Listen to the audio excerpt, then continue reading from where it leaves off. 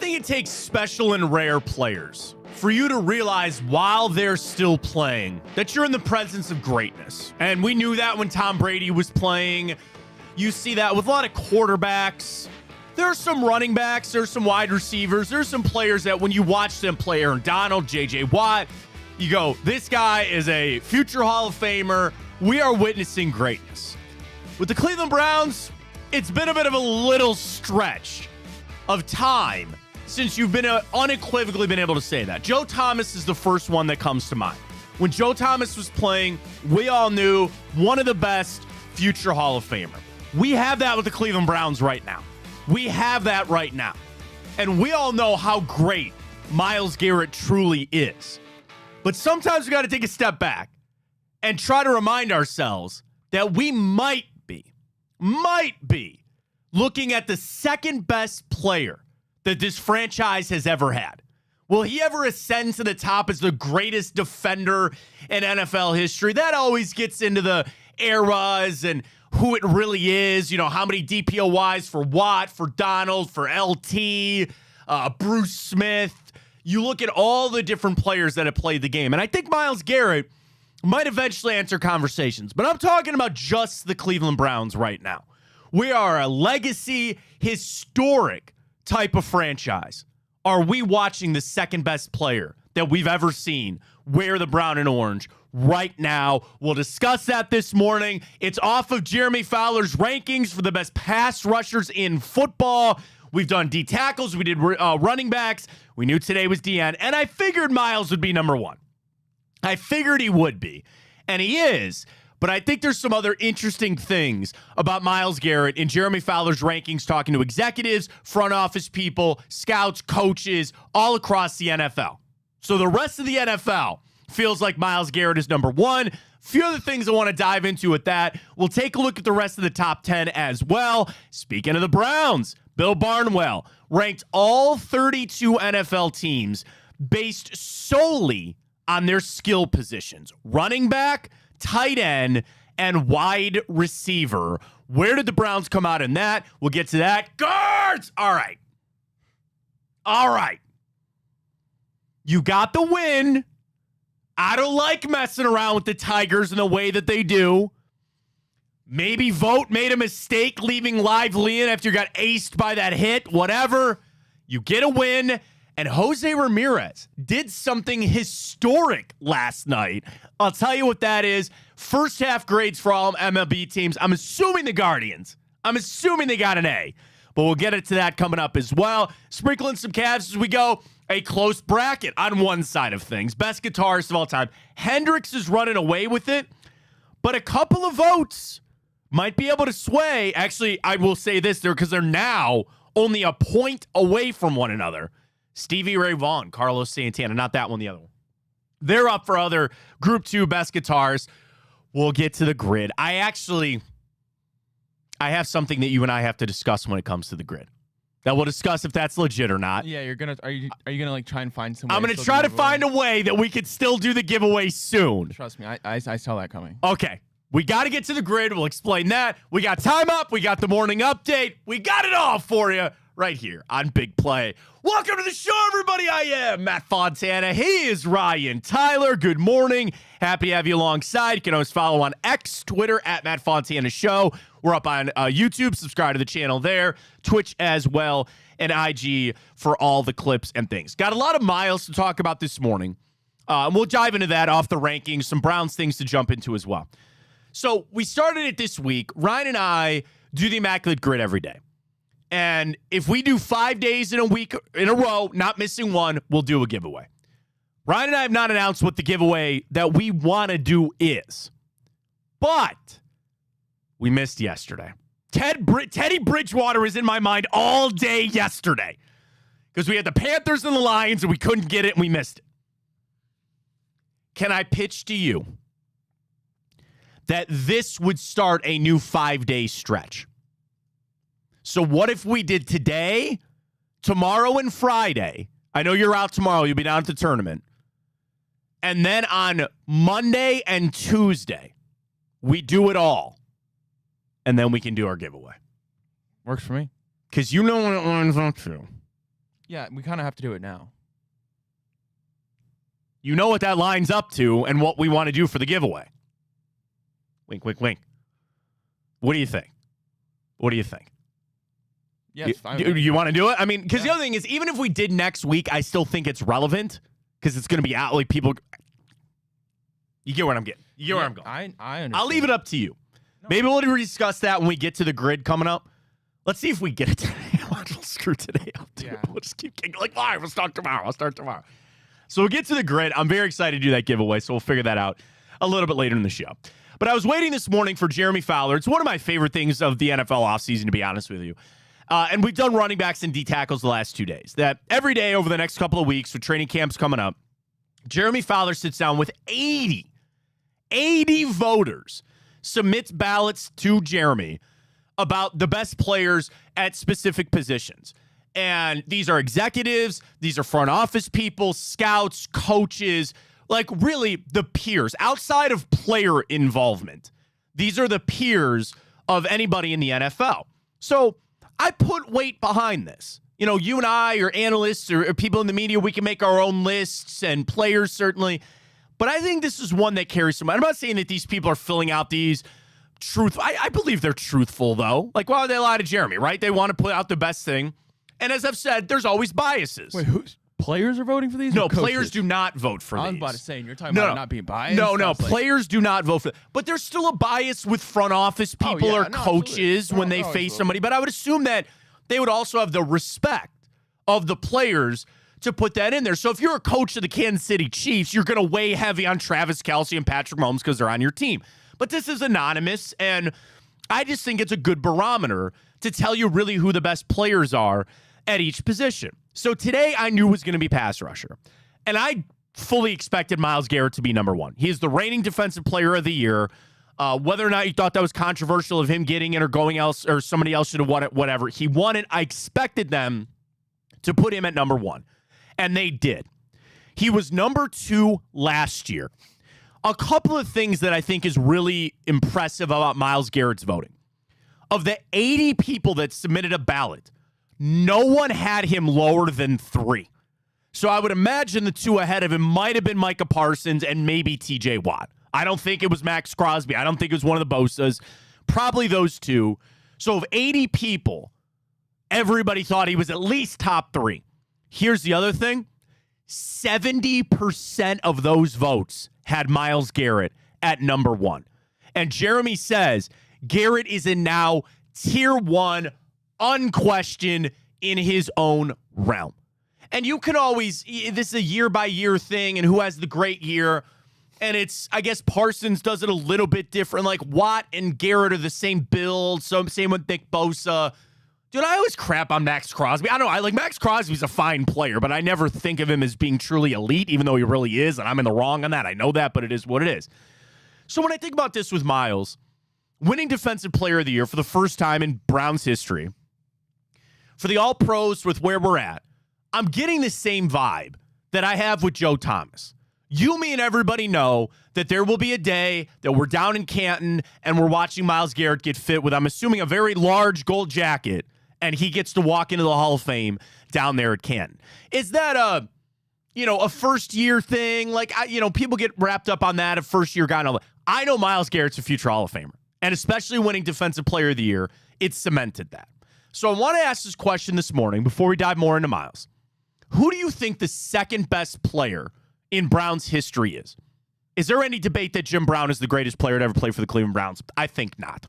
There are people that hold Jim Brown as the greatest football player of all time. Multiple-time MVP, multiple-time champion, short career, but untouchable during his career. There's no debate that Jim Brown is the best Cleveland Brown of all time, correct?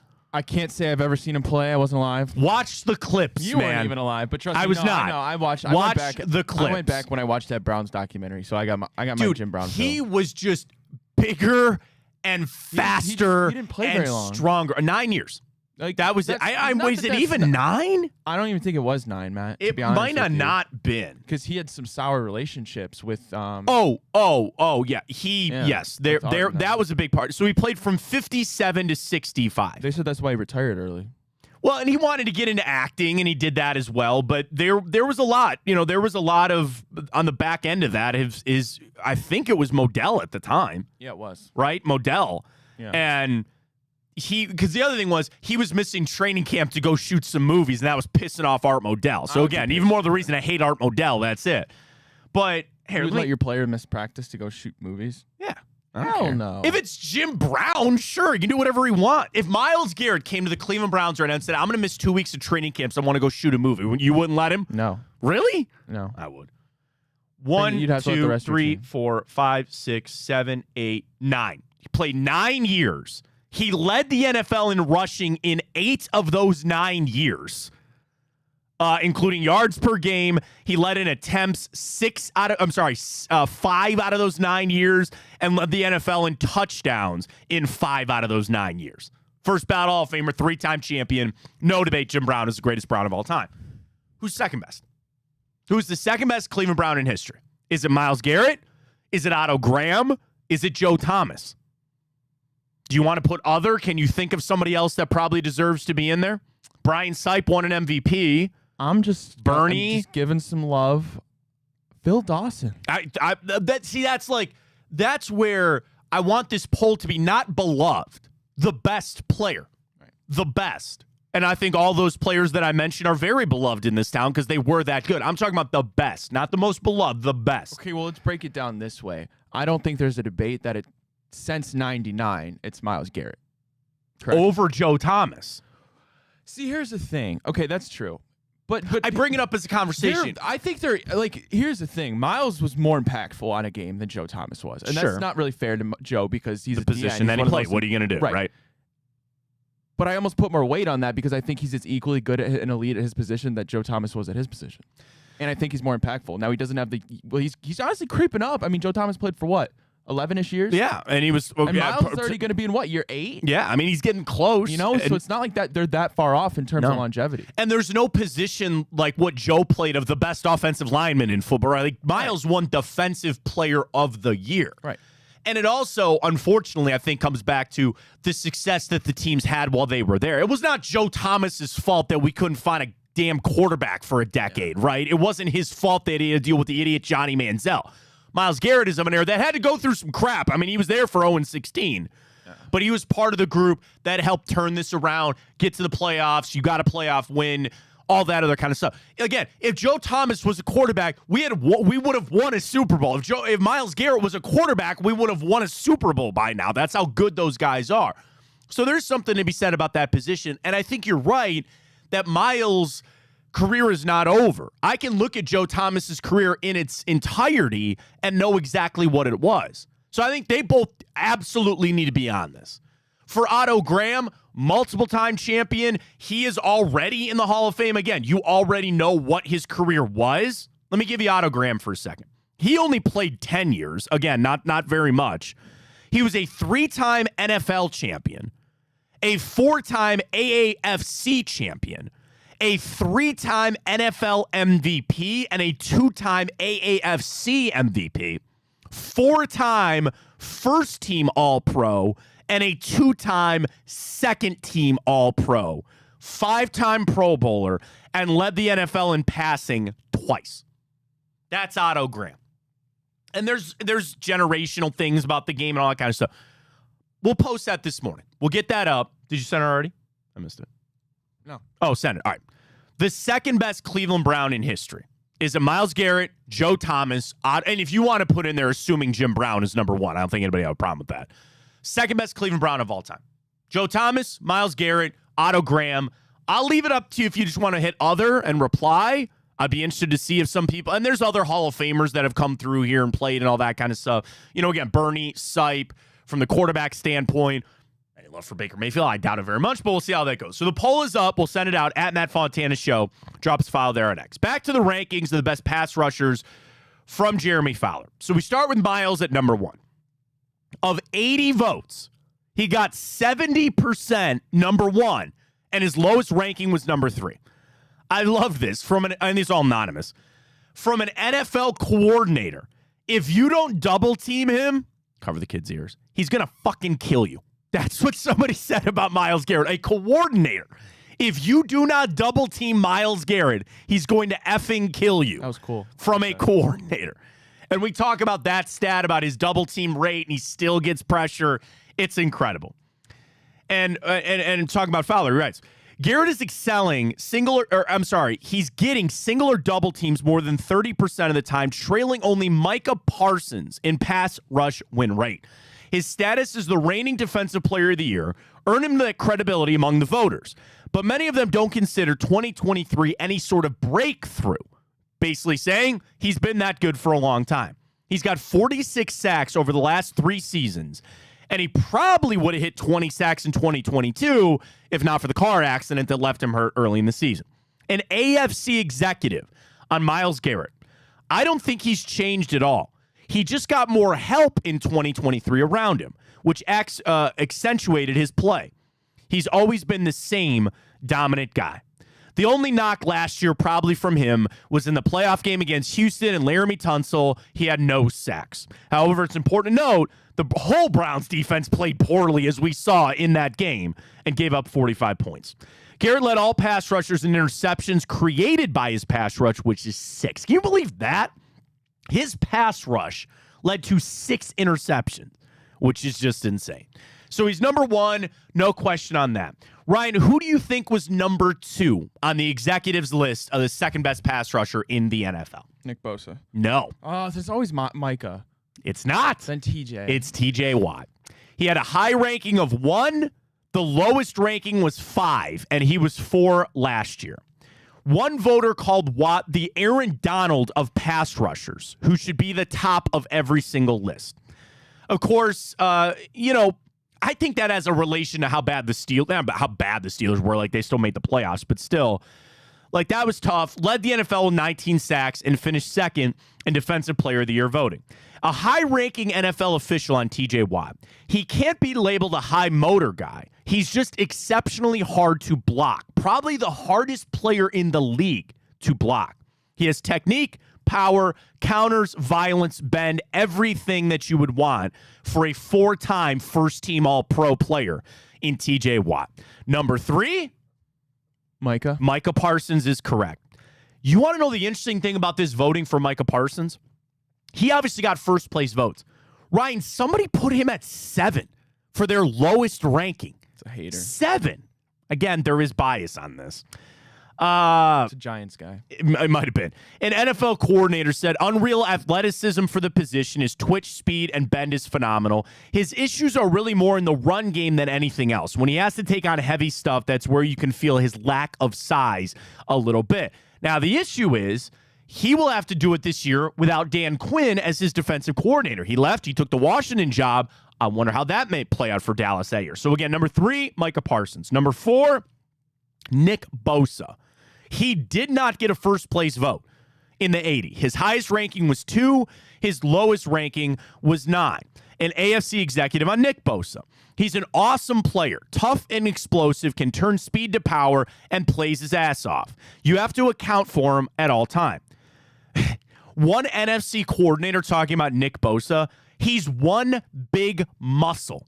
He's extreme leverage and power and a knack for disruption. He has a combined 115 quarterback hits since 2021. But he only has an 18.6% pass rush win rate. That was 19th in the NFL last year. So it's like when he gets there, he's getting there, but he ain't getting there all the time. So that's Nick Bosa at 4. Number 5, Max Crosby. Number 6, Aiden Hutchinson. Number 7, Danielle Hunter, now with the Houston Texans, is number 7. Number 8, Josh Allen, now Josh Hines Allen, the pass rusher of the Jags. It's Joshua. I'm sorry, did he go to Joshua now? Joshua Hines Allen. Do you think he just got sick of being compared to Josh Allen, the quarterback? I think in the article, I'm sure there's an importance. I'm not knocking it. I'm sure it's important. I'm sure there's importance to it. So I'm not knocking it, but I'm just saying. I want to change my last name sometimes. That's fine. You can do whatever you want. You're an adult. You can go change it if you want. I know. We talked about this. Trey Hendrickson is 9. Another guy that I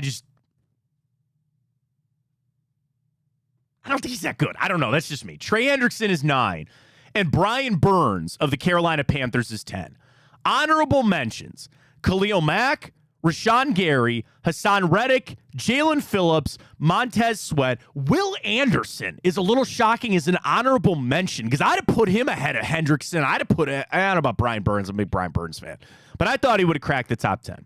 Also, okay, here's another one. Others receiving votes, that's all Joey Bosa got, man. Well, he's just been hurt. I know, but it's like, But what a fall off for Joey Bosa there. I can't argue that. Judon was there, Alex Highsmith, Bradley Chudd, Trevon Walker, Josh Sweat. We're all there. You didn't say Za'Darius, did you? Zadarius Smith did not get votes. Interesting. Zadarius Smith, and obviously I don't think Obo Okoronkwo plays enough, but he was not on there. The only teams that I'm looking at that got multiple, Chargers, Khalil Mack, honorable mention, Joey Bosa got votes. Highsmith got votes with TJ Watt being up there. Yeah. I think that's it. Oh, no, Trevon Walker got votes with Joshua Hines-Allen, so they're both in there. It's going to take a little twist for me here. But that's it for it. He probably appreciates that, Matt. Oh, no, hey, man, if that's what he wants to be called. You want to know the one that gets me all the time is MJ Emerson. Straight up, I was there the day he came in. He doesn't like getting called. He said he doesn't like Martin. He prefers to be called MJ. And I wish that picked up a little bit more for people. If that's what you want to be called, that's what I'm going to call you, man. I know, like, that's it. Frankie? Frankie didn't like that. He wanted to be called Francisco. Fine. But people get so entrenched. I ain't knocking Hammy. It's his thing. Do whatever he wants. He's Hammy. Who's still here. Who wishes he was here. Probably Lindor. But if he wants to be called that, that's fine. But MJ is the one, he said the first day he came in, like literally off the plane from being drafted, he goes, hey, I kind of prefer MJ. So I try to call him MJ. I slip and I say Martin sometimes, but he likes to go by MJ. So there's your list. And I think, honestly, going through it, do you want to know something else that kind of slapped me in the face? There's a gap, man. There's a pretty big gap where, like, again, Garrett, Watt, Parsons, I'll give you Nick Bosa. Elite, right? Max Crosby, close. But then and Aiden Hutchinson's fine. But then I'm into like Danielle Hunter and Trey Hendricks. And I look at it, I say, one of those things are not like the other. And there's always two on every team too. So it's a little like quarterbacks. Most team only has one elite pass rusher. But I think you're in this rotation right now where for a little while it's going to be those four. I think it's going to be Nick Bosa, Parsons, Watt, and Garrett. And they're just going to keep rotating through for a couple of years. I'm not saying Will Anderson can't get up there. You know who fell off hard? And Khalil Mack. Well, yeah. Okay. All right. This player honestly he never even really got there to fall off in the first place. Chase Young, man. I thought he was going to be a monster. I mean, again, injuries. It's not a quarterback because usually this knock goes to quarterbacks. That's what happens when you go to an ass team. Yeah. Like, that's the issue. Well, then he's on the 49ers. So. I know, and they're trying to, pair them up together and try to recreate a little of what he is. But, I mean, there is something to be said, too, about some of these really, I don't want to say just Ohio State players because I can run through a litany of Alabama players and say this, too. Their best days were probably in college. Mm-hmm. And that's where sometimes you draft off of what they did in college, rightly so. But do they translate? That's quite literally every Ohio State quarterback not named C.J. Stroud. Yes. I would like to have believed in Justin Fields, but you're probably on that. Yeah. There's been some Ohio State receivers that I don't think have. Now, that tide has started to turn just a little bit with some of these guys. But, yeah, I mean, there's a lot of guys in Ohio State that would come out and just never really translated to how good they were. Can't say that about Zeke, though. Because he was damn good for a good stretch. Yeah. Now he's not anymore. Yeah. But yeah, I mean, I would listen to that Chase Young as well. The other thing is about a lot of these other guys that, Trayvon Walker, he got honorable mention votes, but he's not quite ascended to what I think some people expected him to be. You haven't seen these kind of guys come out. And outside of quarterback and receiver, pass rusher is the third most important position in football. Maybe corner, but you're up on that. So you're getting guys that are flowing in. Running through this list, you just see this gap, and you be thankful you got one. Be thankful that you have one. And Miles has not stopped working on that. He has only gotten better as the seasons have gone on. And that comes back to our Twitter question this morning. And I'll retweet it now. At Fontana Show. Drops file there. Who do you think the second best player in Browns history is? Otto Graham, Joe Thomas, Myles Garrett, other comment. Ryan, cast your vote, please. I'm just delaying on mine. Yeah, I mean, listen, I understand that you could make an argument for any other guy on here. That's exactly why. It's kind of why we did it. I'm going with Miles. I think I am too. I think I am too. Listen, we're victims of the moment. Sure, he's out there now. Sure. But even then, when you think about it, like, what's the argument for Otto going to be? He's won championships, multiple time MVP. That's what I'm saying. And that's great. And I'm not saying that's not impressive as hell. I just wasn't there to live it and see it. And the old saying, playing against milkmen and plumbers. Sure. Yeah. Not saying that's true. It's possible. Between Joe and Miles, I think Miles is more dominant, and that's hard because it's in a position that's much more important, as we know, in terms of how it can affect a game outcome. Not saying that a guard or a tackle isn't important, but I just think Miles, what I see him do on a day-in, day-out basis, like blocking that field goal, Matt, against the Colts. Yeah, right, yeah. He single-handedly won us that game. Yeah. And I'm probably a little bit biased also in the sense because Myles Garrett is complemented with good football around him, and we all know Joe Thomas wasn't. But I'm going Miles. Yeah, I'm going to vote Miles now, too. And I think it's hard because linemen, there's no statistical categories. There's, now there's pass block win rates and the snap count for Joe. And that's the thing. You feel dirty saying that because we all love Joe Thomas. And we know how good he was. And he's a first ballot Hall of Famer. That was never a question. And I do think this is a little crazy. I see a world that Myles Garrett is not a first ballot Hall of Famer, right? Like, I can't see that. He'll get in on maybe the second or the third. I think it's always about, the NFL is a little weird on this. It's about your holdovers, which we've seen that over the last couple of years. Guys that have been on the ballot 4 or 5 years, and they go, we got to eventually put these guys in. Like, they have to make it. So then you bump back the ones that hit their 5 years, and then you have some that just walk in, like Tom Brady will just walk in and take a spot. Aaron Rodgers is going to walk in and take a spot. Like, there's no question on that of getting in. So I guess I could understand that. I don't know if I think it's going to happen, but I could see that happening with Myles Garrett. Where Joe Thomas, there was no debate. Well, you don't want to know what, man? There were some haters. There were some people that tried to knock him on that, of not being a first ballot Hall of Famer. And then it came out and wasn't even close. Yeah, wasn't even close. You meant so. I think it's an interesting debate as we go, with Myles Garrett being the number one pass rusher in football coming out this morning from Jeremy Fowler. I flip over to Bill Barnwell. So Bill Barnwell went through all 32 NFL teams and ranked them solely on wide receiver, tight end, running backs, skill players, as you would look at it from there. And he also ran through the top players. So he said all of this is only about what they're going to do this season. Not what they've done in the past, not some statistic from a couple years ago. It's what he projects them to do this year. He said injury histories and suspensions matter. He also says wide receivers are going to be weighed more heavily than running backs or tight ends, with a focus on elite players and efficiency. So that's how he comes up with these rankings for the best teams on the wide receivers, running backs, and tight ends. Gotcha. So at number 1, he started at 32. Number 1. Go ahead and guess. I'm between two teams. I'm between the Eagles and I'm between the 49ers. You would get 1 and 2. Right. I think they're going to go give the nod to the 49ers. They did. Okay. Debo, Kittle. We got to see what happens with Ayuk. But you also got to remember the rookies. They drafted Ricky Pearsall, that some people are really excited about. Juwan Jennings is a breakout candidate for Barnwell. And you look at what they do with Brock Purdy, the whole knock on Purdy in the system with the guys that he has. He goes with San Francisco, number 1, just as they were a year ago. Number 2, Philadelphia. A.J. Brown, Devontae Smith, and Dallas Goedert. Then you add in Saquon Barkley, and they bump up a spot from 3 to 2 from last year to this year. Number 3, our first AFC team. Oh, shit. I thought I knew it. Ravens. No. Okay. You're overthinking it. Am I? Yeah. Chiefs?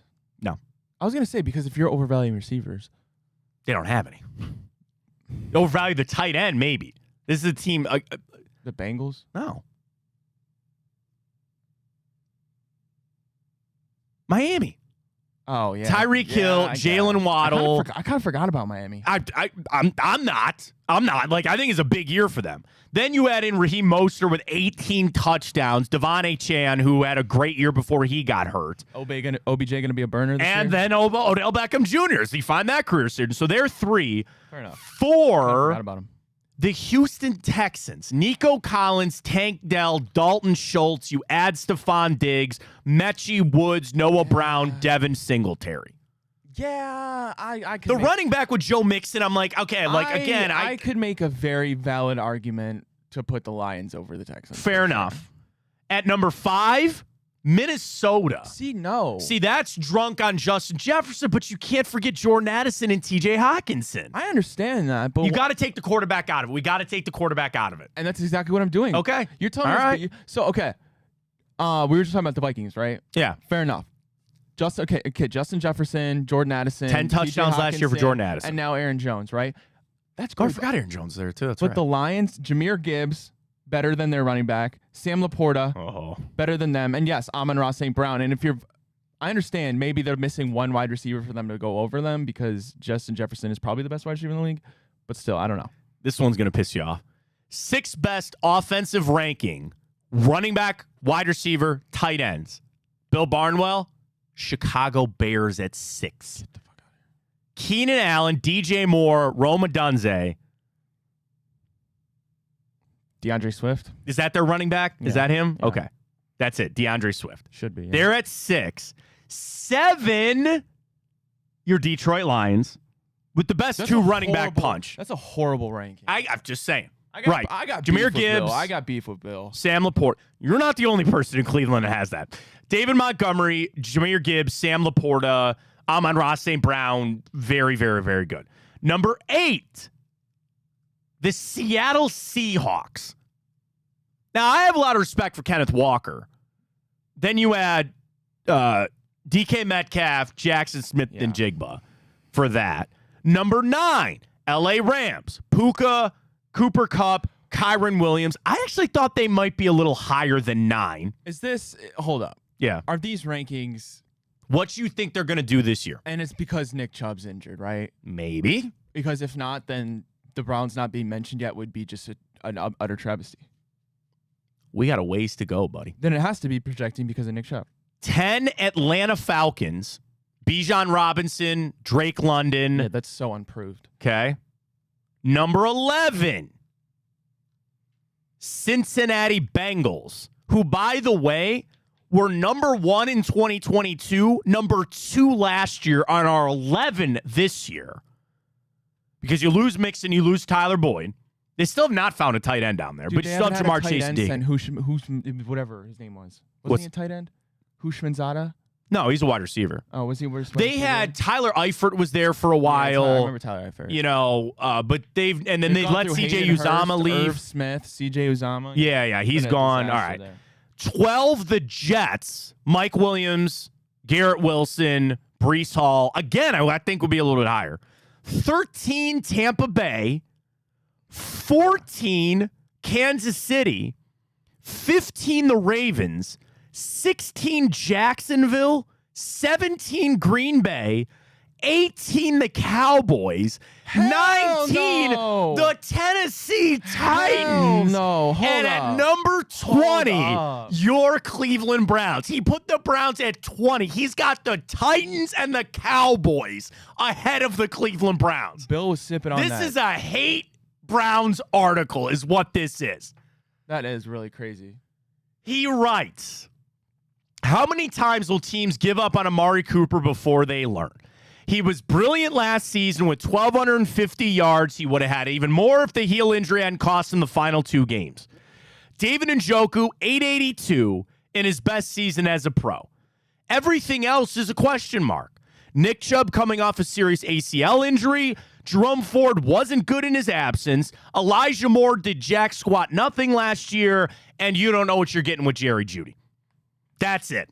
So he says, Cooper, elite. David Njoku, good. You can't hear anything else about anybody else with Bill Barnwell. And I think, again, we assume that Nick Chubb's going to miss the first start of the season, and then one of the big questions is what he's going to be after he comes back. Are you buying again? And Elijah Moore, I think that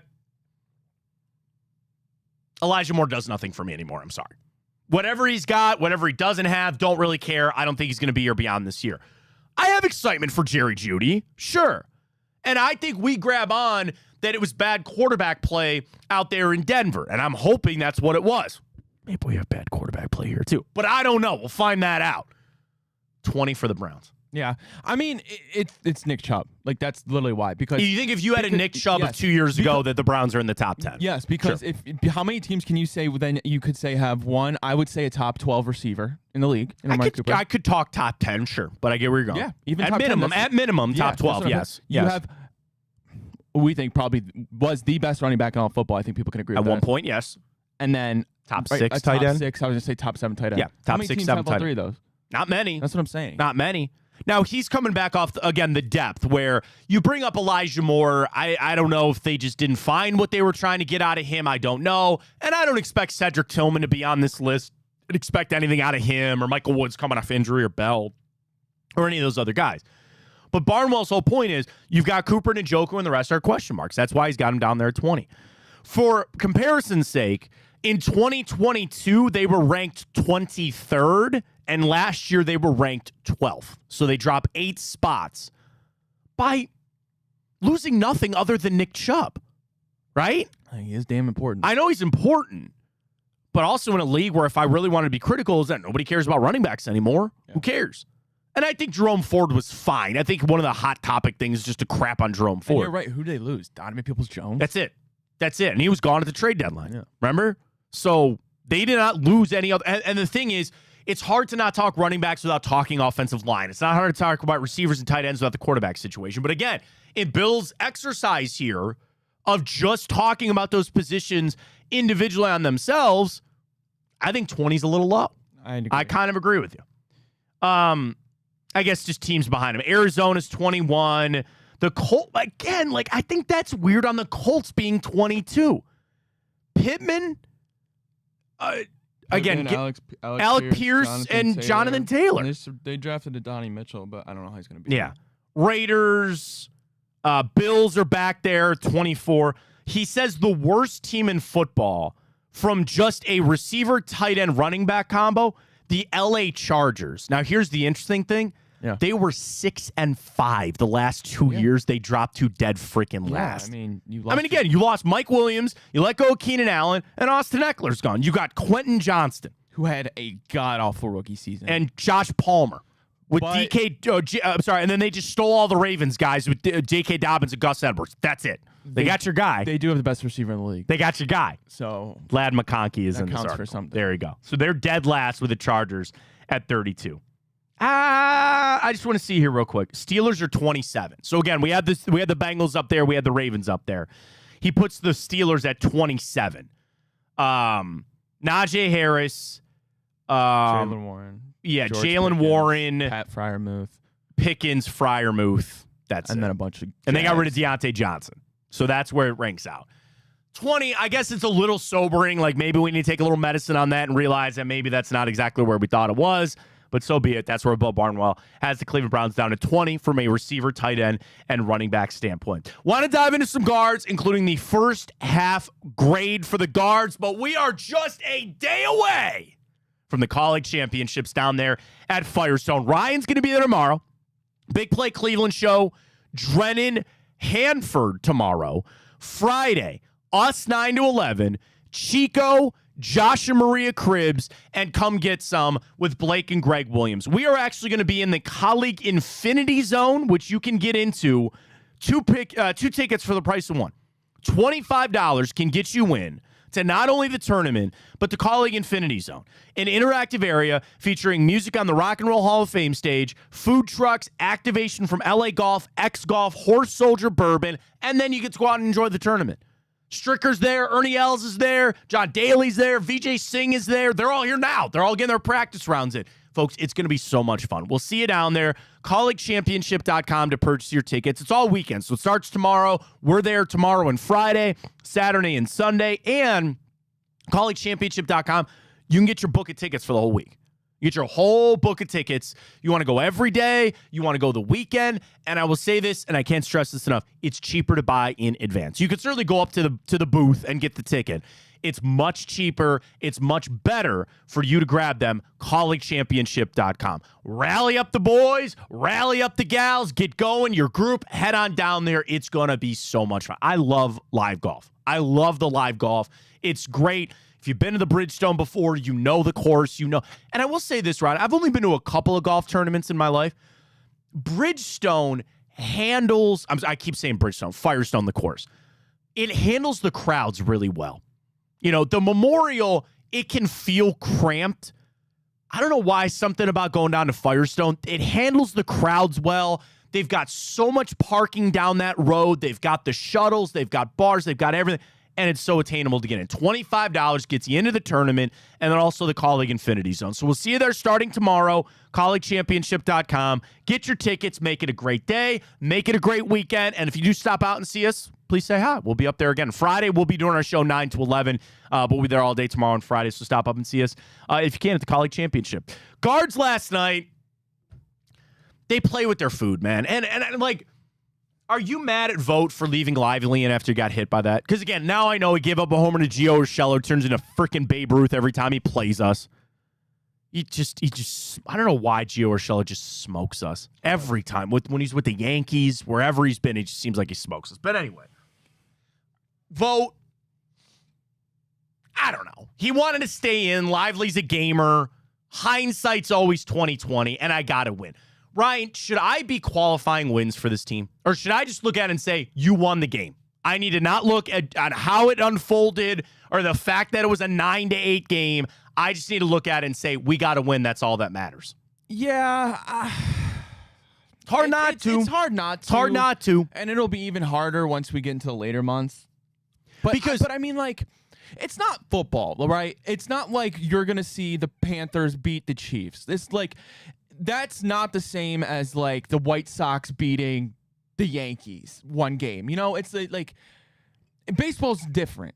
Anybody can win. I know anybody can win on any day, even in the NFL, obviously. But it's don't get wrapped up in a close loss to the Tigers just because the record suggests they're not a great team. I mean, here's kind of my, I don't want to say issue with it, but you believe that we are an elite team. And you think that they're going to show up that way every night. But baseball is so hard because it is every night. And, like, look what the Yankees are doing right now. Like, they're in this tailspin. They're not playing well. There is consistency. And at the end of the day, I don't want the Guardians playing their best baseball right now. I need that in September, and I need that in October. So if this is your lull, so to speak, where maybe they're waiting for this break, and I know they've been on a pretty brutal stretch right now, they're not playing tonight. There is in no way that Mother Nature is going to let them play this game tonight. So now you have this fear that you'll get the off night tonight, but then you got to come back for a doubleheader tomorrow before you get off into the weekend and then eventually into the All-Star break. But still, like, it's a tough go right now for the Guards. I guess it's like, you know, why can we seem to not hang on to leads? Like this Guardians team, we started calling the Guardiac Kids because there were so many games that we'd fall behind and they'd fight their way back in, and we love it when they do that. Bro, you had was it not a 6-run lead yesterday? You shouldn't sweat that. And what did I say on the show yesterday that I loved? I felt like they should be able to smoke Kente Maeda. I don't think he ever pitches well against the Guardians, and they did. Why can you not close that out? And it made me a little on Ben Lively. Is this bullpen starting to get exposed? Are they starting to get overworked? I don't know. But I'm not trying to get wrapped up in one game. But something why they can't play with this lead. It seems like they just always struggle with it, which I don't get. Jose Ramirez made history last night, though. He became just the second player since 1955, when baseball started tracking walks, to be intentionally walked 3 times and also have 3 hits in a game. The only other player that had ever done that, Paul Goldschmidt in 2015. So again, 3 hits while also getting intentionally walked 3 times. So Jose did that last night. Pretty nuts. Well, and again, I think last night was a nice little turnaround for what was I kind of lamenting the other game. I mean, yeah. Your all-stars just didn't Quan show up. had 3. Last night, Quan had 3, Ramirez had 3, and Josh Naylor had 3. Yeah. So they turn. And damn, did David Fry just miss that grand slam, man. He just got under that pitch a little bit. Oh, That would have been sick if he did that right before All-Star right before All-Star game. That would have been so great. But yeah, that turnaround. And again, I'm assuming that the Guardians are not going to play tonight. Like Hammy was saying last night, they actually might go to the bullpen early because they don't have to worry about pitching tonight because they probably ain't going to play. So we'll get to our trends with that coming up a little bit later. What grade would you give the Guards? So David Schoenfield, ESPN, handed out grades to all 30 teams in baseball. Is it anything but an A? What do you think? I think it would be gross if it was. You literally have the best record in the American League. How could you not have an A? Cleveland Guardians, A. Dice, he didn't give out A pluses. He gave an A. He writes, I didn't see this coming with Cleveland, and if I did, it wouldn't have been in this fashion, with Cleveland ranking among the better offenses in the league. If the Guardians were win to the division, I figured the rotation would be the difference maker. But oh, wait, they don't have Shane Bieber, and Tristan McKenzie and Logan Allen are down in AAA. Gavin Williams just got back from injury. Only Tanner Bybee has been healthy and effective for the expected rotation, and Ben Lively's been a pleasant surprise. The key, of course, has been an absolutely dominant bullpen that is 28-3 with the lowest ERA in the majors, plus adding Jose Ramirez. He's not an MVP candidate in the league with Gunnar Henderson and Aaron Judge, but he's at Schoenfield. Jose's not an MVP candidate in the same league going up against Gunnar Henderson and Aaron Judge. Shot? I think that's a shot. Key, I mean, that's a shot. It is a shot. It's a little. Even if you said those guys were the top 2, how would you say the third place guy is not an MVP candidate? And then Judge is one thing, but already be talking about Gunnar in that light. I kind of agree with that. Like, That's I know Gunner's having an amazing season, but like, come on. He appears to be on his way to a 6th top 6 MVP finish at the end of the season. Well, I see a little regression coming off the All-Star break. Playoff odds are close to 90%. The Guardians would have to collapse to miss the postseason. The odds are out. Like, it's minus. Somebody said this to me yesterday. It's like minus 400 for them to miss the to make the playoff. Yeah, like it's something insane for them to do it. Other teams that got A's: Phillies, Orioles, Brewers. The Royals get an A- for their kind of semi turnaround right there. But yeah, I mean, I would say this too. Absolutely, like they have. It's not been expected. You've had to piece it together, but I continue to say, and dude, I'm not even kidding. Every day, this grows in me a little bit more to please go trade for a starting pitcher. It grows in me every day. And I'm now starting to think that if they don't, that is also now growing my angst that they're not going to.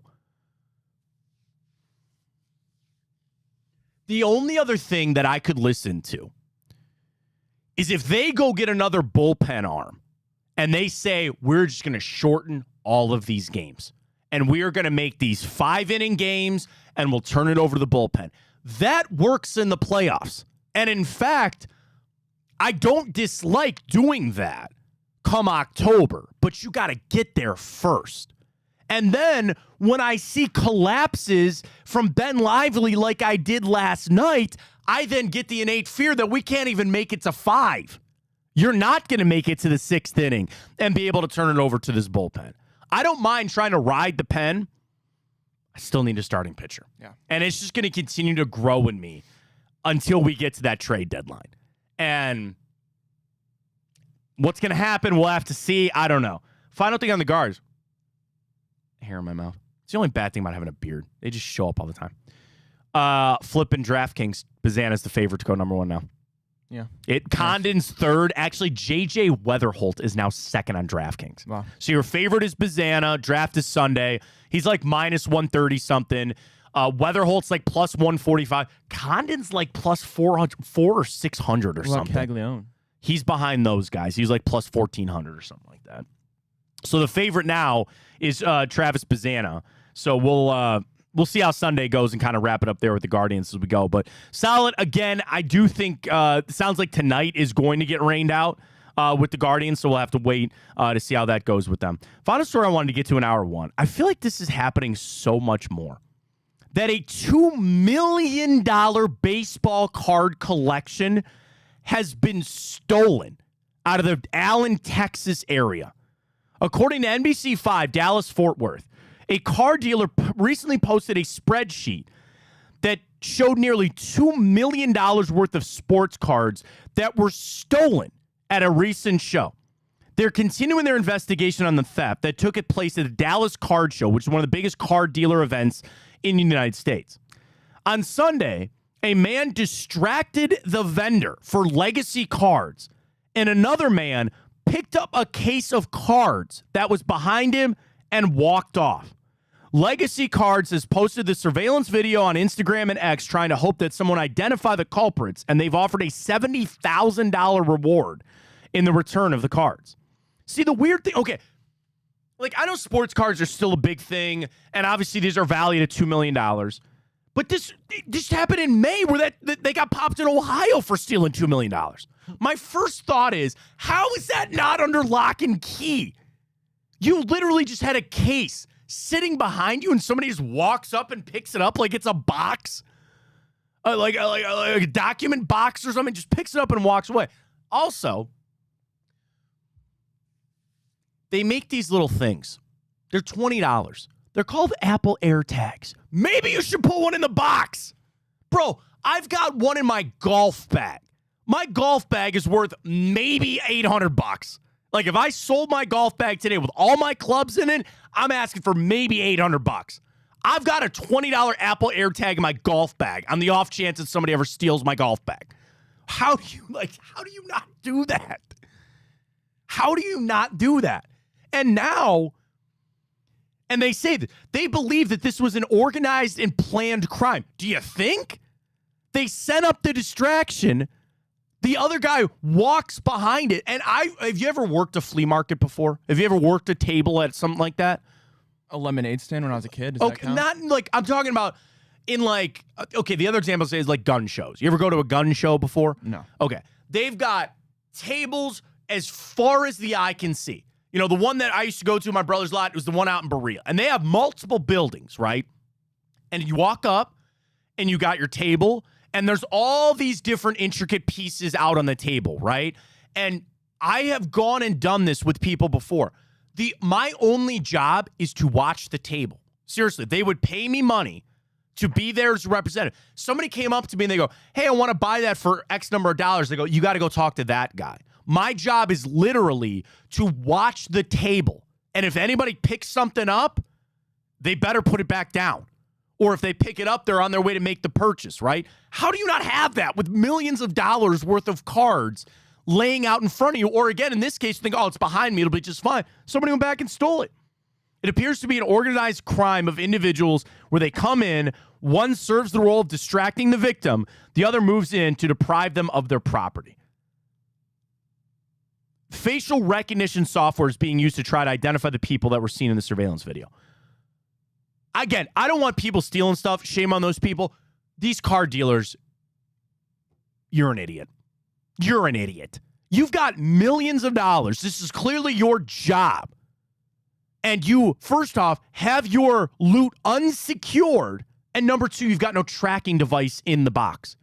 And maybe they got to the car and, ripped through it and ripped it out. If you learned anything from the movie No Country for Old Men, don't keep the cash in the original. Remember, you've seen No Country for Old Men, right? Yeah. He got had because he didn't take it out of the box. He didn't figure out that the tracker was in there. Maybe they did that in the parking lot. I don't know. But yes, shame on the victims, or excuse me, shame on the people doing it. Dude, I've got no sympathy for these victims. It sounds like this was really stupid on their part. The other thing, there's nothing they can do with these cards. Right? They steal this box. And if it's got Shohei Ohtani in it, I was trying to look at this. Oh, they're finding these guys. These pictures are clear as day. These pictures are clear as day on one of the guys anyway. I'm trying to see if they said what kind of cards were in there. What do you think the best heist movie is? That's a great question that we should do a bracket on. I mean, Ocean's 11 comes to mind. I really like The Town. I still need to watch it. You need to watch The Town, man. It's so good. Yeah. Best heist movies. What's the one with The Town, Pacino and Heat? Heat, the bank job, the heist. Point Break. What's that? Point Break. Does that count? Is that a heist? It's a bank robbing movie. I'll listen to that. I'll look for anything to put Point Break in a bracket there.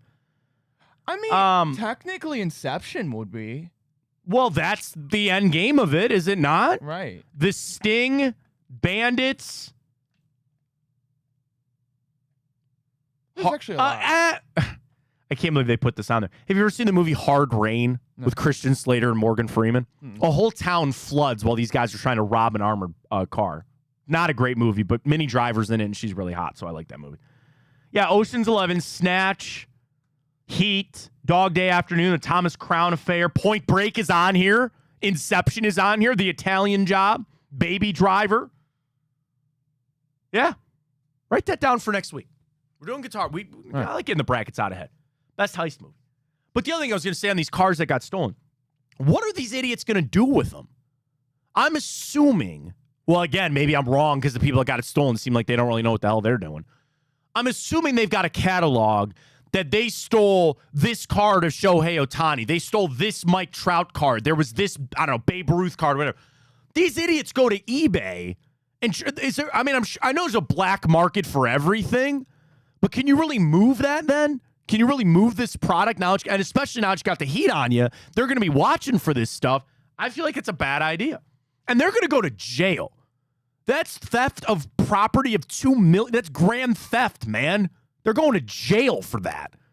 It's a ballsy move. That is very. Can I ask you an unfair question that you don't really have to answer if you don't want to? What's the last thing you ever stole?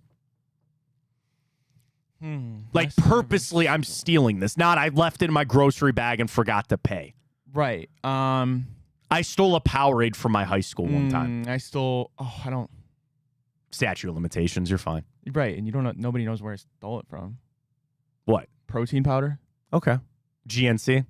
No, it wasn't actually GNC. Okay. I can't tell you where. We were leaving wrestling practice and somebody left the door open into the cafeteria. And I will say I was baited in by one of the older wrestlers. We were walking by and he goes, "Hey man, this is open. Let's go steal some stuff." And we walked in. I stole a Powerade. I think you'll be. They'll survive. I think I told my mom that when I got home because I got home and I stole 2 yellow Powerades. And I came home and I was drinking it at dinner. My mom goes, "Where'd you get that?" And I was like, "I stole it from school." And I'm trying to think. I think that is the last time I purposely went in and said, "I'm going to steal something from somebody." Yeah, I don't really steal. Yeah, I would tell you that's not really my thing. It's not really my thing. But $2 million, they stole it. It's where it's at. Mike tweets, "There's no way that they will be able to sell any of these kinds of cards, especially if they're really rare," which is, again, easier to find the rarer they are. And he said, unless it's someone private. And if you buy the stolen cards, then you get popped for receiving stolen property. He does say, by the way, the National Card Show is in town. It's coming here at Cleveland in 2 weeks. Did you see the list of guys that's going to be there? It's insane. Hang on one second. The Cleveland Card Show. I think it's the National Sports Card Convention. It's in 2 weeks at the IX Center. Here's just a quick... Let me see if I can find the whole list here. Tickets, exhibitors and dealers. Let's connect. No, I just want to know the list of people that are going to be here. Autograph guests. Here we go. Carlos Baerga, Robbie Alomar, Len Barker, Johnny Bench, Wade Boggs, Joe Charbonneau, Roger Clemens, Bartolo Colon, Terry Francona, Carlton Fisk, Goose Gossage, Vlad Sr., Trevor Hoffman, Corey Kluber, David Justice, Chipper Jones, Fred the Crime Dog McGriff, Pedro Martinez, Mike Piazza, Albert Pujols, Manny Ramirez, Pete Rose, of course he'll be here, Cal Ripken, Mariano Rivera. That's just baseball. Football. Tony Baselli, Earl Camber, a friend of ours, Hanford Dixon, Tom Cousineau, Larry Zonka, Alan Faneca, Dan Fouts, Eddie George, Mean Joe Green, Archie Griffin, Edgerrin James. Will Howard's going to be there, like the current Ohio State projected starting quarterback. Calvin Johnson, Andy Katzenmoyer, Jim Kelly, Dan Marino, Johnny Manziel. For all that thought that Johnny Manziel would never return to Northeast Ohio, all I got to do is get him at a card show. Wow. Joe Montana. Do you want Urban Meyer's autograph?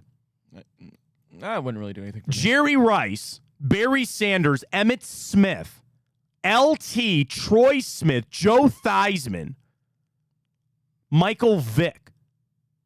Basketball, Dr. J, Allen Iverson, Sean Kemp, Greg Oden, Gary Payton, Jerry Lucas, Dennis Rodman are all going to be here for the card show coming up. Roy, dude, no way. Floyd Mayweather's going to be here. Floyd, I haven't heard that name in a while. What do you think you would have to pay for a Floyd Mayweather? Like, what do you think they're charging for him? I can't click on it. I wish they would tell me. For what, his autograph? Yeah, you got to pay for all these. Hell no, I ain't paying for nobody's damn autograph. What do you mean? Oh, that's how they make their money off of this. Hell no. Like, you pay to get into the show, and then if you want to go get an autograph, you have to pay for it. I would never pay for anybody's autograph on this planet. Chevy Chase, Randy Quaid are all going to be here. Autograph tickets. Wait. So find an autograph, SCC Control F, and look for the name that you're searching for. Platinum Express. All right, here, I'm searching Floyd.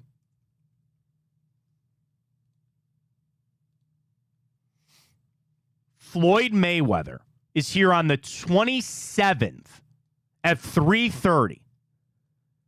If you want, okay, there are 4 options for Floyd Mayweather. A regular is any size flat item. Any size flat item. Premium is any not listed, including artwork or an event used item. So I'm assuming that's like a ticket or something. And inscription is one career achievement or personalization up to 3 words. If you want like Floyd Mayweather to say, "Hi, Ryan," you got to pay for that. And then a photo op with him. You want a picture with Floyd Mayweather? $260. That's ridiculous. You want him to sign something that's not listed here? $310. You want any regular sized item signed? Another $260. So imagine you want a picture and an autograph, you're on the hook for $500. That's ridiculous. $500. That's disgusting. People who do that need to get their brain checked. No, man, if you're a big fan. What does an autograph get you? You put in your basement and you tell people you got it, man. There's people I wish I got an autograph from that passed away. Yeah, me too, but I ain't paying for it. There's nobody on this, even if it's not a sport thing, there's nobody, an artist, a musical person, there's nobody that you would pay money to get an autograph from. Nobody. There's probably legit one person on this planet I would pay to get an autograph. Who? Margot Robbie. And because you want to put her phone number on it or something like that? No, I just... You think it'd be cool? That would be literally the only person on this planet. I don't care. Like, would I want LeBron's autograph? Hell yeah. Who wouldn't want LeBron's because that's like but I'm not paying for some dude to write a word. Oh, what about Ray Lewis? You don't want him here? No. Another girlfriend beater? Do you want... I'm just trying to think of somebody that might be like a little more... You said Ray Lewis, not Ray Rice. Ray Lewis is a murderer. Ray Lewis is the murderer. Yeah. Will Howard. Potential... Maybe national championship winning quarterback for the Ohio State Buckeyes. Hell you no. want Will any? Howard be so far down my list. Okay, let me ask you this: you get any item signed and a photo with Will Howard. How much do you think they're charging? A picture and he signs something for you. Will Howard? Yeah. It shouldn't be more than $80. $103. Yeah. $103. Hard pass, buddy. 103. Hard pass. For a guy that's not even started. He's not even your starter yet. I'm trying to think of this list of somebody that I would actually really want to go. Like Jerry Rice, I tell you, man, if Randy Moss was there, I'd go. Because the other thing, like, people, they do get, okay, you know something else too, by the way? You then have to pay if you want to get it authenticated.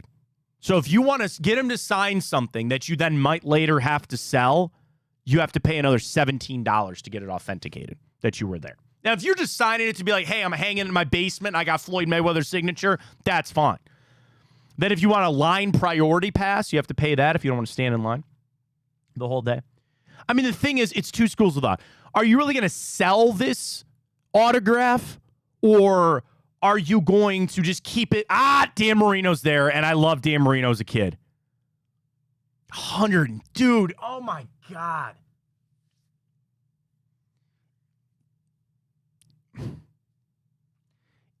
And by the way, I do have Dan Marino cards. I got to look to see if I have a rookie one. If I want him to sign a rookie card, $500 for him to sign it. It's a lot of bread for because then you would think you're flipping it around. Because then you got to take it to PSA and get it graded. I got a buddy of mine, a good friend of mine. His dad is really into the card thing, so I like kind of defer to him. And actually, my mom, it's weird. My mom just texted me. She goes, "I have a whole box of your baseball cards." I was like, "Don't do anything with them. I'm coming over." She is like, "I got a bunch of your Pokemon cards too." I don't know. I might be sitting on a fortune. They're probably not, because you keep that stuff when you're a kid, thinking they're going to be worth something, worth like $4. Yeah. They're worth nothing. Okay, here's the thing. Game used items. Like if you want Dan Marino to sign a jersey, it's not even on here. You can't do artwork and no game used inscriptions, no photos with Dan Marino. He's only signing. I might go. I might have to ask my mom if she still has I'm going to go look at the box. Ask her if you have permission to go. No, yeah. Mom, could you imagine your kid was really into this? You wouldn't be spending thousands of dollars there. Mike Piazza would be cool. I do Piazza. No,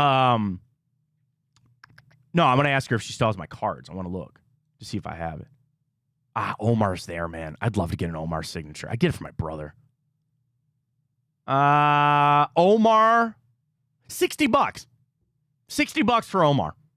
One autograph on any item, including artwork or game used item. $60.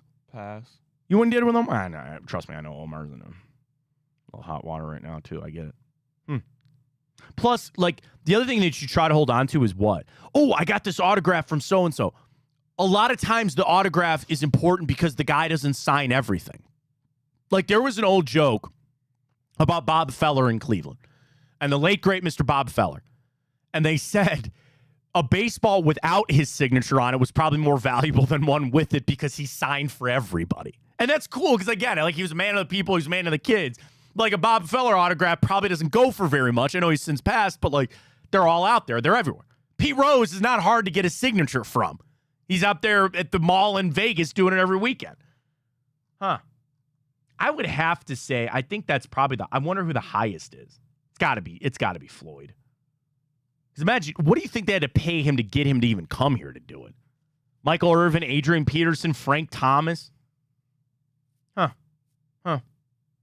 See, my pick would probably be something outside of sports. It would probably be something Batman related.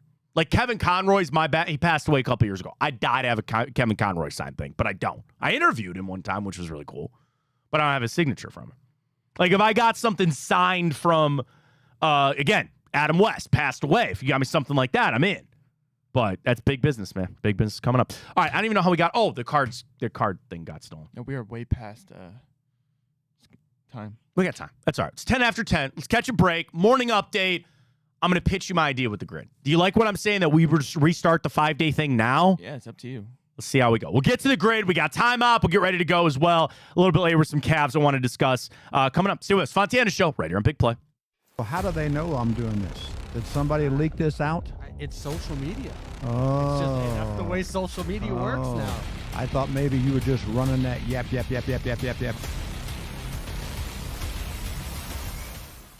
Welcome to Big Play, a sports media team that started back in 2014, and now we're not in a garage. Look at us, incorporating some of Cleveland's favorite sports personalities, bringing you fun and compelling content from downtown Cleveland. Coming to you live from the shores of Lake Erie and Burke Lakefront Airport, join Team Big Play for all the best sports talk in Ohio. Check us out on social media at Big Play, bringing you fun and compelling content from downtown Cleveland. Anthony Schlegel, just how physical he was. You saw the girth and the power and everything he was bringing to the table, especially when he was a nice beefy 255 playing middle linebacker. We were called soft last year. You don't want to be soft, especially when you come to the playoffs. So that's going to be a process throughout this season of establishing us as a harder team here in the At Colleague Companies, we are making a difference in the lives of children and families in our community. For 70 years, Firestone Country Club has been a stage for some of the greatest golfers in history, but it's more than just a tournament, having raised over $30 million for charitable organizations in Northeast Ohio. That's why we're proud to be the presenting sponsor of the Colleague Companies Championship at Firestone Country Club. Join us in continuing the legacy of giving back at this incredible event and help us make an even bigger impact in Northeast Ohio. I don't buy into this nonsense, this conspiracy nonsense that he's got his money and he's dogging it. That's ridiculous.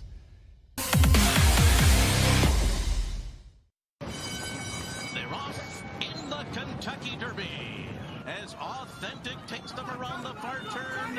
Tis the Laws making his move now, and they're into the stretch. These two stride for stride. Authentic, tis the Law. Here's the wire. Authentic has won the Kentucky Derby.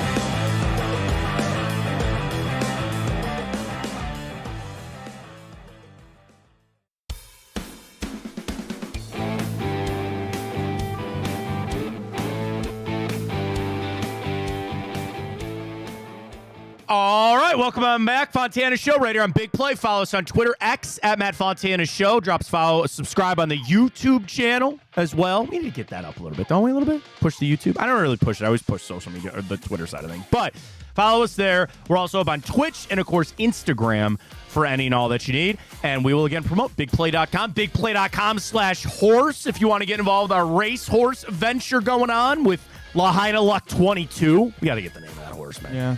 You like Improbable Luck? I do. Ken liked it when he was in here the other day. Yeah, Ken's obsessed with it. I know. It's good. We got some ideas around this place from time to time. Let's keep it that way. I suppose. We'll get to a bigplay.com/horse. You can buy a piece of our racehorse here. Ryan's got one. I've got one. We're racehorse owners. We're at Big Play Horse or bigplay.com/horse. Ryan, morning update, stories you got to know. Let's do it. Alrighty, well, the Guardians bounce back as they beat the Detroit Tigers in Comerica Park 9-8. Josh Naylor hits the go-ahead RBI single in the 10th. History here. You mentioned earlier, Jose Ramirez becomes just the second player ever to be intentionally walked 3 times and have 3 hits in a game. Him, Naylor, and Kwan all with 3 hits. Offense coming back around, and is this what we're gonna do? Is this the baseball team we are? Offense shows up, pitching doesn't. Pitching shows up, offense doesn't show up. You know, it's like I need to remind myself of this more than I probably do. They play like a young baseball team. They play like a young baseball team that the consistency doesn't seem to be there all the time, but you're finding ways to get wins. I mean, I asked it to you earlier, right? Are we at a point now where you can qualify wins? Or do you just look at last night as a big W in the standings? And I think it's hard because do you think the race is only going to get tighter? It's now 5.5. I think the Twins were off last night. So do you feel... Oh, no, I'm sorry. They got rained out because they have a doubleheader today against the White Sox. They got a doubleheader. That's right. It got rained. I saw the announcement from the White Sox. So they have a traditional doubleheader, like a back-to-back doubleheader today. So again, root hard there for the White Sox. We'll see how it goes. Do you think this race is going to tighten up or get stretched back out again? 5.5, like that's nice, but I'm still that doesn't make me sleep all that good at night. Yeah, I mean, I would probably guess it'll tighten up a little bit. As you get later, it probably will get. But then again, I don't know. I'll bet that they won't pull away, so I'll be pleasantly surprised if they do. All right, that's on the White Sox. I'm sorry, it's on the Twins as well of how well they play. I think the Royals are cooked. You're 9 back as we're into June, or July now. I think the Royals are fried. Twins are the ones we got to watch. Keep winning your games to take care of business. I don't think the Guards are going to be able to play tonight, at least what Hammy was saying last night. Like, there's not much of a chance that they'll get it done tonight. So we'll see. We'll get to our odds if they happen to. We'll see where it goes. All right, well, it's been a very, very quiet season for the Cavaliers, as we know, outside of a Donovan Mitchell extension. But, Matt, we get a little bit of look at the Cavs as a summer league. Cavs' first game is this Friday against the Magic. Of course it is. 4 p.m. Anybody you're super excited to see in the summer league? Are you degenerate if you bet on summer league games? No, you think it's basketball? Yeah. It's professional basketball. Yeah. You're in on it? I certainly want to see Jalen Tyson. But some of the things I was reading about Craig Porter Jr., where he talked a lot about his ankle injury that kind of hampered him last year. Like, he's out there. He's going to be playing. DJ Burns. I'll listen to that friend of show here with Big Play, joining the Big Play Cleveland show. He ain't making the roster, and I think it's an uphill battle for him to even get a two. I want to be that surprised, man. No. I think people said the same thing about Craig Porter. I think people, I would love to be wrong. He's a great G League candidate, and that's fine. Put him on the G League. He's not making the Cavs roster, and I don't think he's going to eat up a two-way contract either. So I'm excited to see Jalen Tyson. I feel like Amani Bates is still a little slept on. Got a little bit of tick last year, but not a lot. There's still a lot of people that are hyped for. According to him, he's up to 196. Well, it's crazy. I think I might be able to make the case that fans are more excited about Amani Bates on this team than they are Jalen Tyson. Well, yeah. I could be wrong. Like, you saw a little piece of Bates, but there's something about Amani Bates that people like really think he can explode and actually be a contributor on this team. So I'd say those three guys: Porter, Jalen Tyson, and Amani Bates. Again, I'll see DJ Burns. That's fine. But those are my guys for right now. So we'll see. But we'll get to some Cavs. SB Nation this morning just came out 7 minutes ago. Ricky O'Donnell, the 12 players still on the trade block before the season starts. There's a Cav. I'll tell you who it is in a second. You want to do it now? No, I know who it is. You know who it is? Yeah. Okay. We'll get to it in a minute. Go ahead. All right, well, Matt, will you be watching? Receiver is now live on Netflix. No. This is featuring Devontae Adams, Justin Jefferson, George Kittle, Amon-Ra St. Brown, and Deebo Samuel. This is obviously coming off the heels of the success that was their quarterback series. So I'll say the same thing about Full Swing and F1. My job is sports, and I immerse myself into sports, and I spend too much time on Twitter looking up sports and getting prepared. When I sit down to watch something, I don't want to watch more sports. And I think that's maybe even Hard Knocks has its own little twist. But and this isn't a shot at Justin Jefferson or Devontae Adams. I don't really care what their personal life is like. I really don't care what their off season is like. You know what I'm saying? When I sit down, I want to watch a TV. I'm watching House right now. I'm almost through the first season of House. And It's a great show. I'm hooked. I'm all in on House, buddy. But my wife and I are trying to find a new series to start. We're gonna sit down and watch that. I don't really want to watch more sports beyond that. And I'm sure if you were a Vikings fan, you might be more apt because it's Justin Jefferson. I think it's the hot new thing right now. I think eventually that's gonna fade away. I really do. There was a lot of hype around Formula One because it was the new thing in the United States. You got your insight to it. Just the football ones, I don't doesn't do it for me. You want to know the other thing, too? It is 100% about the guys. I don't care what Kirk Cousins is doing. I don't care. Matt Stafford, wasn't it so bad for season 2 that they had to pick Desmond Ridder or something like that? Chill on, Desmond Ridder. I'm sorry. I don't care what he's doing. Chill on him. Sorry. Your Bearcat slander over here for the day. You got to pick the right guys. They got to be personal. I'm kind of out on the whole thing, but that's just me. All right, fair Stick enough. in the mud over here. All righty, well, Matt, it's been over 3 weeks since Rory McIlroy's epic collapse at the U.S. Open, but he tells ESPN that he is in good spirits. Quote, I got over it pretty quickly. I just laughed at you. I always call him McIlroy. Was it McIlroy? It's McIlroy, yeah. But that's fine. You can call him whatever you want. That's I like fine. McIlroy. That's fine. That's better. Rory McIlroy, he got over it pretty quickly. Hey, we're garage beer around here, man. Got it to you guys. Few days after a pretty tough time, but I feel like I've done a good job of thinking yeah. about it rationally and constructively and taking what I need from it and trying to learn from it. But for the most part, it was a great day. I keep saying to people, it was a great day until it wasn't. It was fine until it wasn't. I mean, Rory has been there, to the top of the mountain. He's been a major champion. Here's where I think it's a little bit different. He's not some guy with everything on the line, right? He is going to be exempt into almost every tournament for the rest of his career. He's already won his majors. I look at more of guys that are I need to win this tournament to save my career, or this is a real career-defining win. Watching him and DeChambeau fight it out, it's fun to watch two top golfers go at it, but it doesn't mean a lot because both those guys have made millions of dollars and they can play, well, again, relative of the tournament the league that they're in. So what? I'd rather watch guys like Mito Pereira where that was everything to him to win that, and he screwed it up. I feel bad about it, but it is what it is. Like, you watch guys that this means the world to them. And it's not that it's not fun to watch Scotty Scheffler win. Scotty Scheffler will get into any tournament he wants for the rest of his life. He's Scotty Scheffler. You know what I mean? So, like, for Rory to brush it off, I actually believe him. I actually believe him. He says, I'm brushing this off, man. The only thing is the Masters. And that's going to be the big thing for him is, can he complete the career Grand Slam? That's the only tournament he's missing. So, it's like Phil. Phil never won the U.S. Open. And he got close, and he won't complete the career Grand Slam, but I don't know, it just wears a little thin with me with these big Uber pro guys, about they brush it off because it matters to him, but it doesn't. He's on to the next one. The news yesterday was that Keegan Bradley was named the president of the Ryder Cup for next year, and he said he's going to take LIV guys. He said he does not care which tour they play on. Now, there's an automatic qualifier that the LIV guys are not getting those points outside of the majors, but then he gets his captain's picks, and he said he'll pick whoever. I'm just going to look at this real quick. Ryder Cup standings for 2025 right now.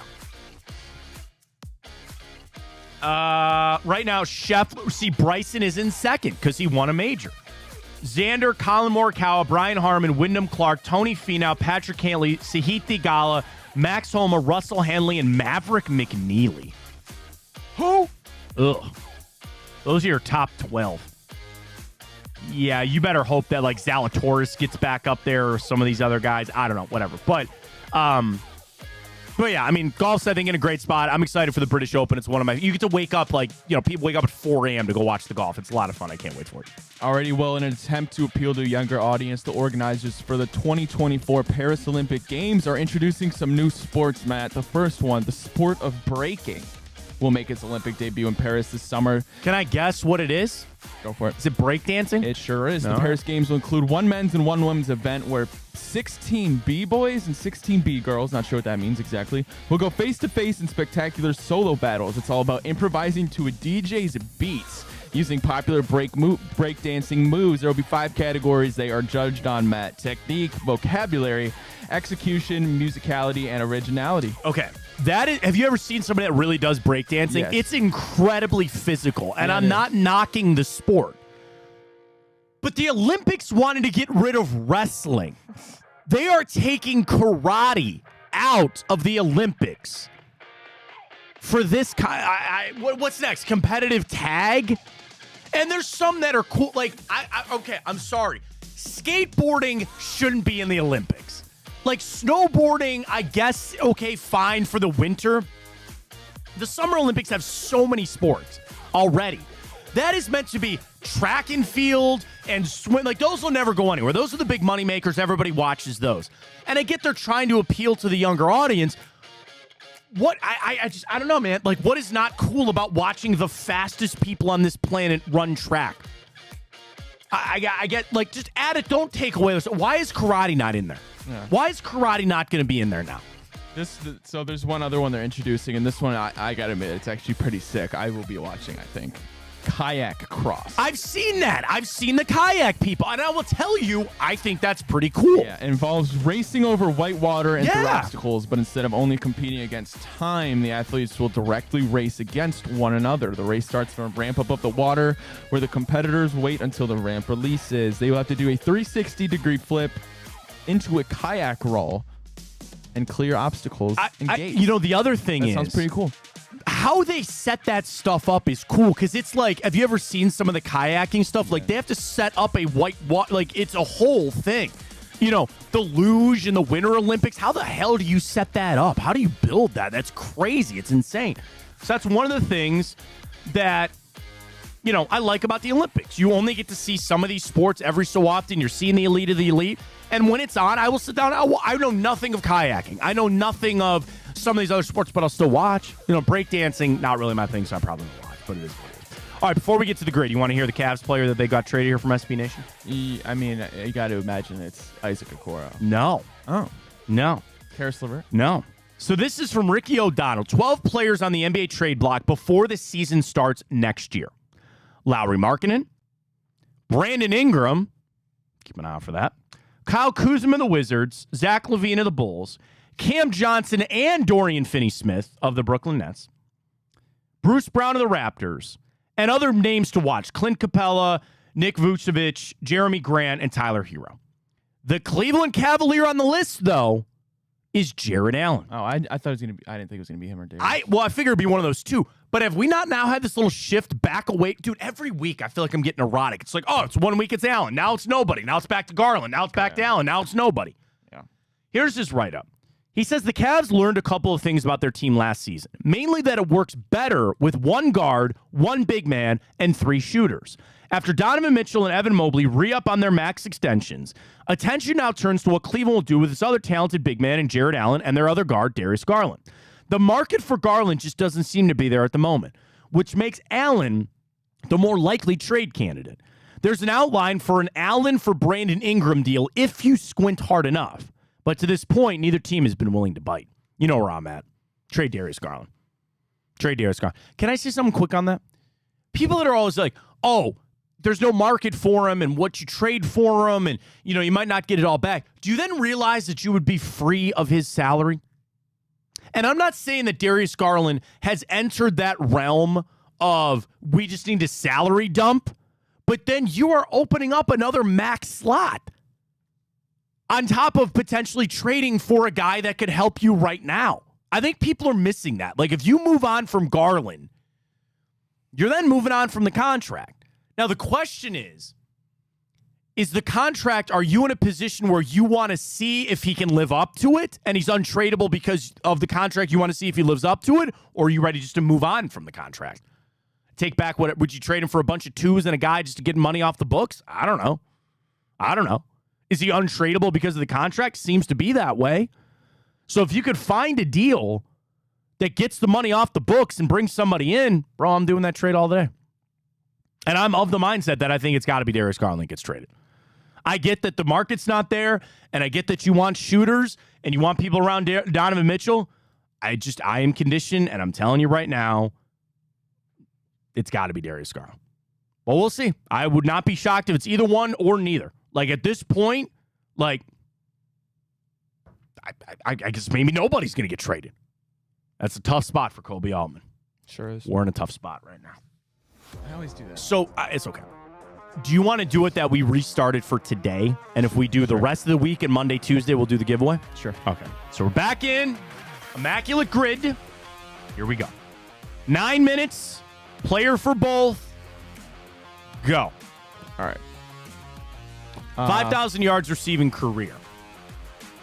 You can just do DeAndre Hopkins. Well, we could use him for Titans at Cardinals, too. That's a tough one, too. We just go A.J. Brown. Does he have 5,000 already? Yes. Okay. All right. Okay. Hines Ward.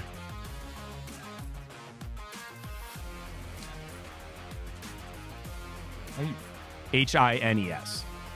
Oh. Hines Ward. Jamar Chase. Right? Right? Yeah, he has to. Okay. TJ Hushmanzada is your easy answer there. How do you spell Jamar? I think there's probably an apostrophe in there, too. I'll just do TJ. TJ Hushmanzada. All right. Yep, go ahead. DeAndre Hopkins. Bengals Falcons. Wait, Titans Falcons. Is that not Julio Jones? Yes. He played a year on the Titans, didn't he? Yep.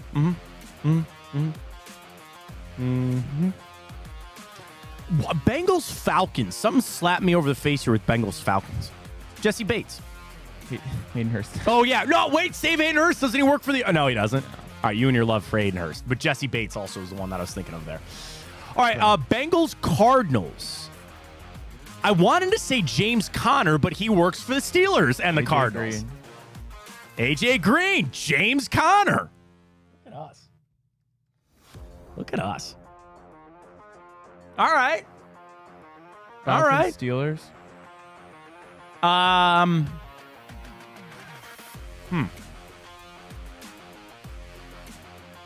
don't want to count our chickens here, Am I tripping, or did Michael Vick play for the Steelers this season? I think he did. I know he was in Philly. I think he might have. So hold on to that. If we come up with something more solid, we'll go with that. But, did Cordell Patterson play for the Steelers? No, he just signed with them. Okay, that's it.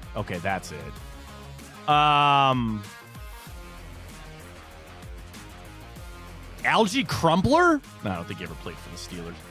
Who? Tight end. You don't remember Algie Crumpler? Quarterbacks. I mean, like Matt Shaw, no. Matt Ryan, no. Roethlisberger was there, no. Wait, who did we say earlier? That if we can't think of anything else, Yeah. we'll go with them. We're going to go with Oh my God. Mike Vick. Yes. If we can't think of anything else. It sounds right. I think it's right, but I don't know for sure. Steelers Falcons. Tight ends. Nothing. Receivers. It's got to be a running back too, but I can't think of one. Defensive players, kickers. Ugh. Again, I think if we, Mike Vick sounds right. He does.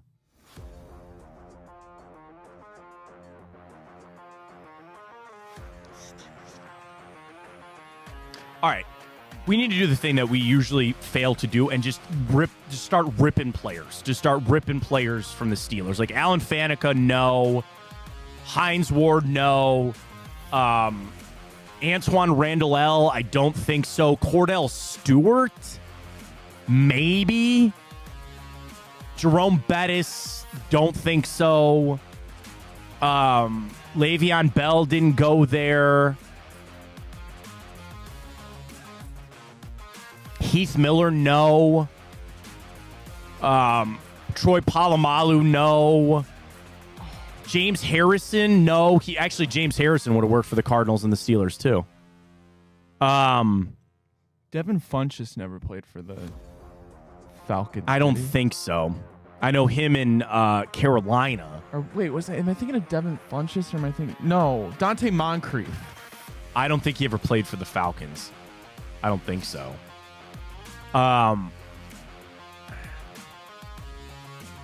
It's tough. All right, Falcons. Matt Ryan, no. Matt Schaub, no. Julio Jones, we already used.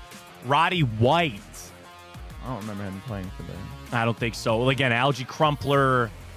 Alex Mack never went to the Steelers. Why am I blanking on running backs for the Falcons? Michael Turner. I think we just got to go Vic. You just got to go Mike Vick? I'll leave it up to you. I mean, it sounds right. I think it sounds right. I think I'm okay with that. Well done. All right. So, again, we get the next 4 days in a row, and we're good. Mike Vick was the most popular answer. We're freaking out for nothing. Anybody else of interest there? No. Not really? Mohamed Sanu. Mohamed Sanu's a good. That's a deep pull. That's a deep cut right there. No. That's a deep cut right there. Well done. All right, you want to jump right into timeout? We'll do that. Get a little bit of Cavs guards as we wrap things up. Let's do it.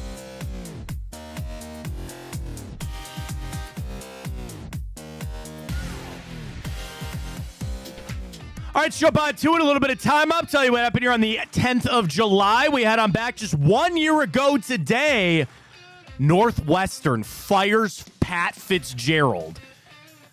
The hazing thing, alleged sexual assault, and the whole time, Northwestern goes, well, Pat Fitzgerald didn't know what was going on.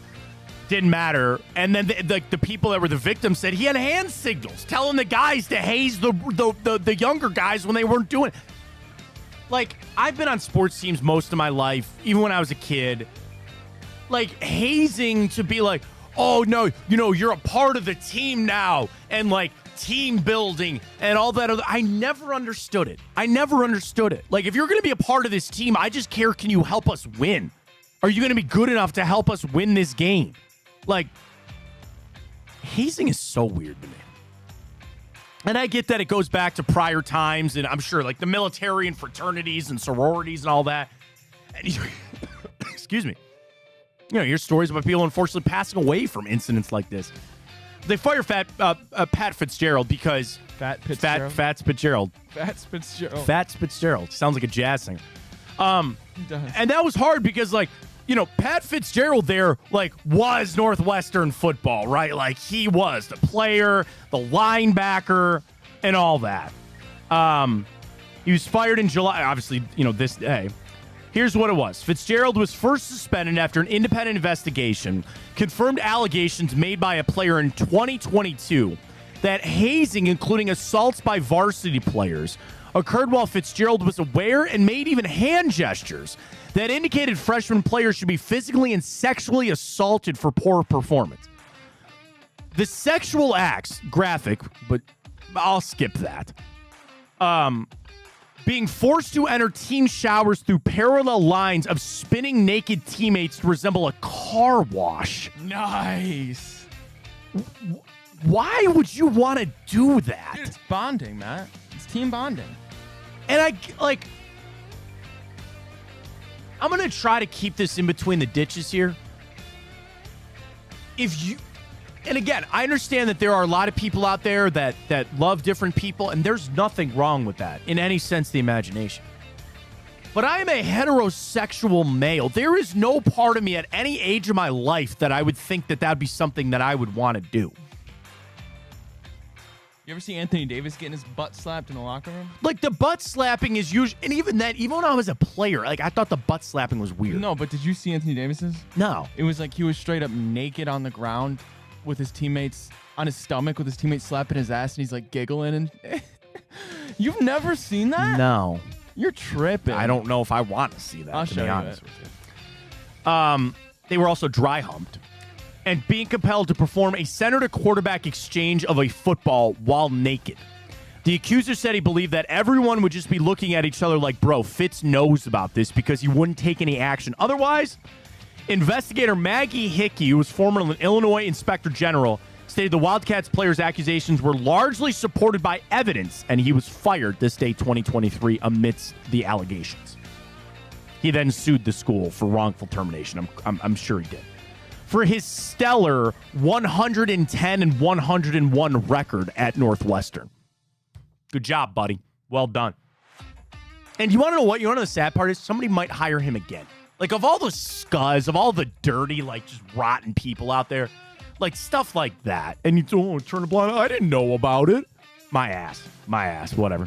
Also this day 1 year ago today, MLB draft, the guards take Ralphie Velasquez at number 23. Paul Skeens would go number 1, and he's already an all-star. That's pretty good there. I'm surprised that this was 5 years ago today, and that we're not already there. That the robot umpire was introduced in the Atlantic League, which is an independent league, but it was introduced in 2019. We still don't have it on the. I know they have the boxes up there for TV. I think I'm ready for the robot umps. I don't think I want them. I'm a baseball purist through and through, where I like the part of the game where you had to adjust to the umpire's zone, and sometimes they're more hitter-friendly or more pitcher-friendly. The problem is the inconsistency. And it's driving me up a wall now that I know, and I see the box, and I see the ump not making the same calls. Anybody that ever played the game, what did you ask for an umpire? Just be consistent. If that pitch is a strike for that batter, call it for me. If it's a ball for that pitcher, it better be for my team too. I think baseball umpires, and again, now they what get if somebody great. hacks the robot umps? Oh, no, I mean... And they're calling strikes balls and balls strikes. What if it's just that you've got it and the umpire gets buzzed? And they still need to be behind home plate for a call or whatever? I don't know. I guess I'm ready for the robot umps. I just swear it is. Also this day, 2019, Kawhi signed with the Clippers. Now he's sitting there holding the bag. They got nothing, man. Clippers have got nothing going on right now.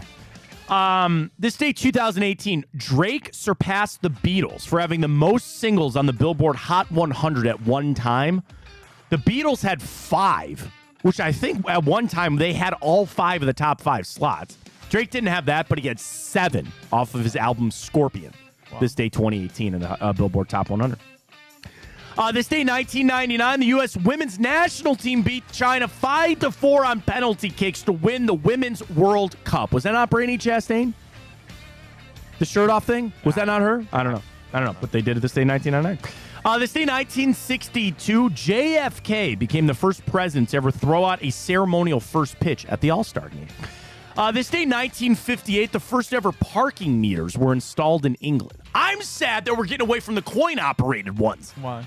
I got a whole cup of change in my car. Just go to Coinstar. No. It's not that difficult. I don't want to download an app. You don't have to download an app. Just Yeah, go you to do. Giant You Eagle. got to No, you screen. don't. What do you do? It just takes you to a website and you punch it in or whatever? You just go to Giant Eagle. You literally dump your coins in a machine. No. I'm talking about the parking meters are now all digital. Oh yeah. I don't Like you got to go to the sign and put your thing in and do. I don't want to with do your that. license plate number No, I and know everything. Coinstar. I know Coinstar. It's easy. And I guess the pushback is you could be like, hey, I'm going to go park on the street going for dinner. And hey, my time is up. And you just click something on your phone. You don't have to run out and feed the meter. Sorry, I'm old. I have a cup of change in my car for the only reason of paying meters. But they're all getting rid of it because they don't want it to deal with it. They don't have to. Homeless people. What's that? Just give it to homeless guys you see on the street. I will. That's fine. But I mean, like, I just liked having the meters. But it's cheaper for the cities. They don't have to empty the meters. They have to maintain them. It is what it is. This day, 1947, Indians pitcher Don Black threw a no-hitter against the Philadelphia A's. Also with the Indians, this day, 1932, shortstop Johnny Burnett set the MLB record for hits in a game with 9. Indians beat the A's 18-17 in 18 innings with 9 hits that day for Johnny Burnett. Very happy birthday goes out to the Chief, David Njoku. Former Browns draft pick Trent Richardson. Should we wish Urban Meyer a happy birthday? Urban's Pint House, half off tonight, maybe? Yeah. Sure. I mean, people make mistakes. Antonio Brown? No. He does not get a happy birthday. Jessica Simpson, Nikola Tesla, and Phyllis Smith of The Office all celebrating birthdays today. All right, I got 3 movies for you today. I don't know how you're going to do. We'll see how it goes. All right, we start with an animated film that came out this day, 2015. And the film, very popular with the kids, and it's surrounded... Frozen. What's that? Frozen? No. It surrounds secondary characters of another film franchise. So the film franchise started in 2010. And, it's about a scientist that kind of unwillingly adopts 3 little girls. And he's a mad scientist, and he has a group of... Oh, Despicable Me. Yes. So then, 2015... Minions are correct. The Minions. The Minions movie came out. So that was the 3rd installment of the film series. And I think, is there not another Despicable Me coming out now? Yeah. I haven't watched any of them beyond the first one. First one's fine. I like the first one. Yeah. And my wife and I did go down to Universal, and they have the ride, and the Minions are just... They're everywhere now. And I get, as a kid... For little kids, I can completely understand why it's the thing. So Minions, this day, 2015. All right, now here's a weird one. Both these films came out the same day in 1981. Okay? I will start. This is an animated film that, oh man, you're not going to get, I don't think you're going to get it. I'm going to try, but I don't know. It's 2 unlikely animal friends that unfortunately get separated, are then pitted against one another, but their friendship reigns supreme. 2 unlikely animal friends are eventually pitted against one another, but their friendship reigns supreme.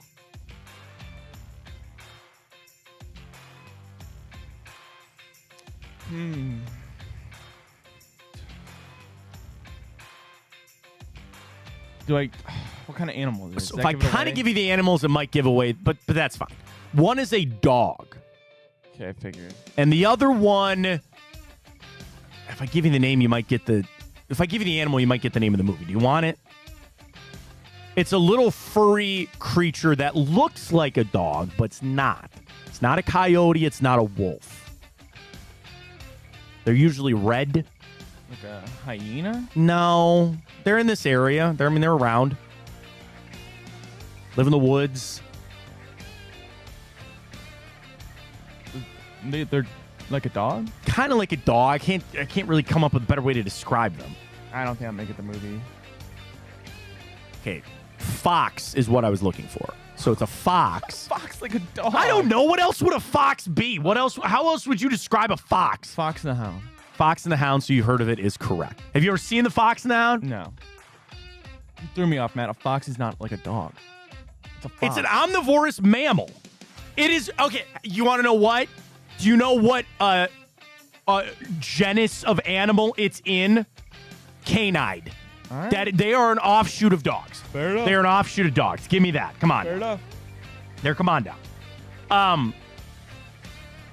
So the problem. Okay, so Fox and the Hound. Like, I know my generation. There's a lot. Like, you ever seen Land Before Time? You start with Land Before Time. Littlefoot's mom dies. Dramatic. Bambi? Fox and the Hound. Fox and the Hound.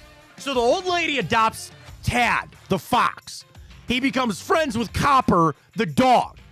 Then they make the lady ditch Tad. And there's a scene in the movie where she throws him into the woods and drives away. You want to know why my generation's got mental problems? Because of movies like that. I grew up watching this lady abandon this poor little fox. What about Bambi? Same thing. A little before my generation's time. I guess 1981's before my generation's time too. But grew up watching that crap.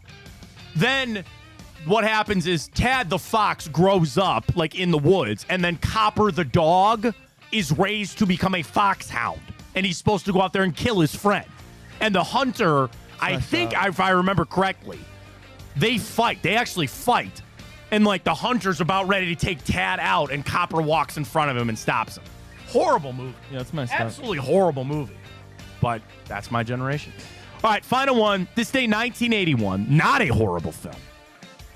This movie surrounds a... okay, let me do this. It's a dystopian future. The Giver. No.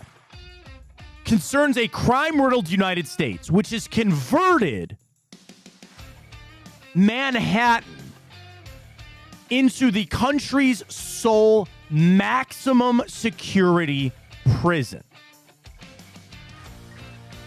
Then Air Force One, carrying the president, is hijacked and crashed into the prison, which the government needs to send in former ex-special forces and federal prisoner to go in, and he's got 24 hours to get the president out.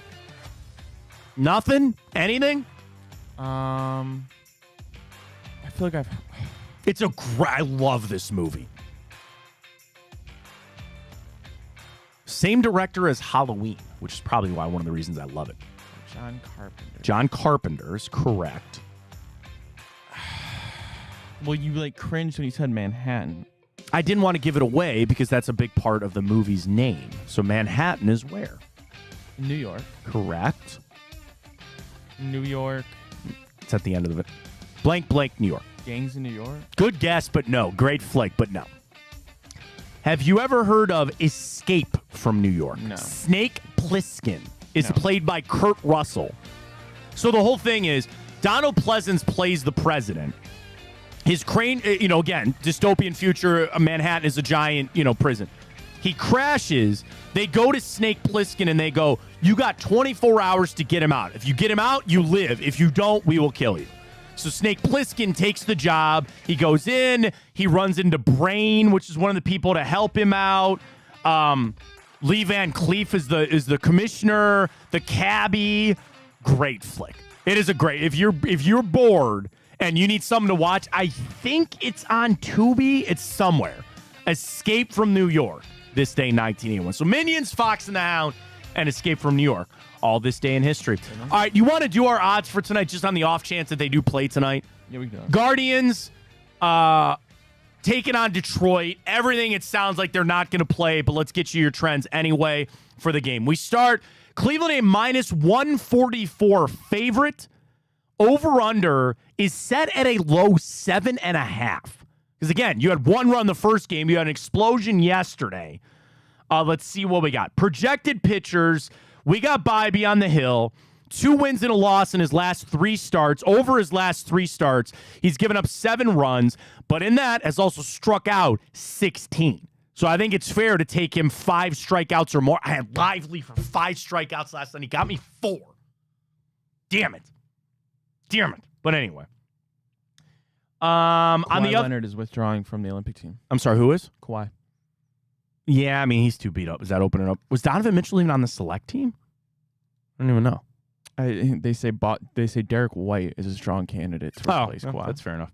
All right, Reese Olson over there for the Tigers. He is actually 2-0 in his last 3 starts, 2 wins and no decision. The issue is he's 3-8 on the year, but a very respectable 3.2 ERA.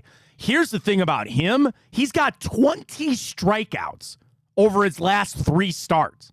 Nice. So he's been dealing. So maybe take each Bybee and Olson 5 strikeouts, maybe. Kind of like that. He's only given up 5 runs over his last 3 starts.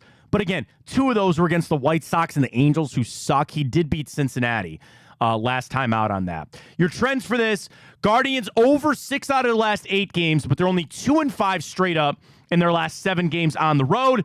Ryan, this is just for you. They're only 1-4 straight up in their last 5 games when played on a Wednesday. So maybe we need this rained out tonight. Detroit on a 4-1 straight up in their last 5 streak, but 6 out of the last 9 games at home have been under, including 7 out of their last 10 when they're at home against the Guardians. Give me a hit for tonight. Jimenez. So here's what I'm thinking. The Tigers are top 10 in baseball for strikeouts per game. Their last 10 games, they averaged 7 strikeouts per game for the Tigers.